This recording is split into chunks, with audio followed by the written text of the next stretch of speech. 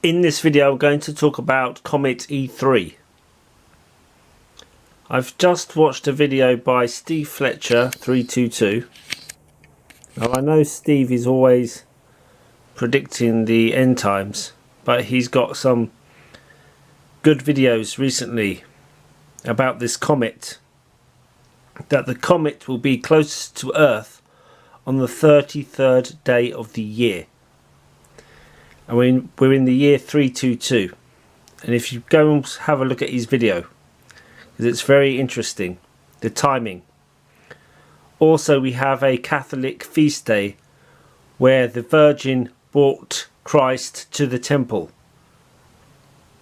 And remember that the Queen died on the nativity of the Virgin, and the Virgin is the patron saint of La Palma. And it looks like we are in the year. Now obviously this is just speculation, okay?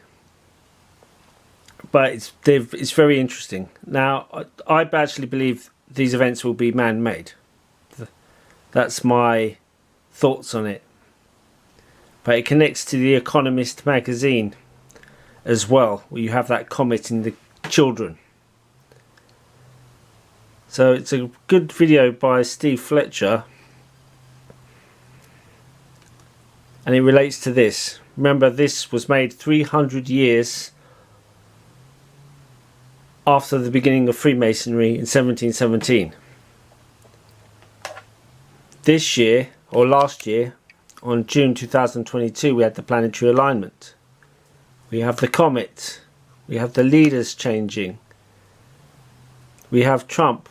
He was responsible for Operation Warp Speed. Now comes judgment. He corrupted the seed of man through the William Shakespeare.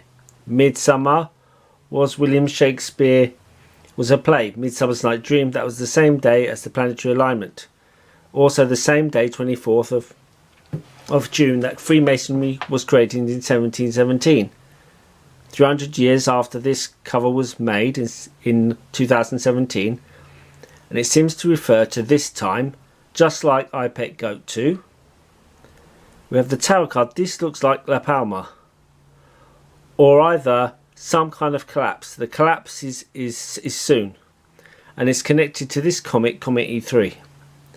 If this comet is bright, and it looks like this comet is actually brighter than expected, and so it might be visible to the naked eye. So we have some very interesting correlation as shown by Steve Fletcher here.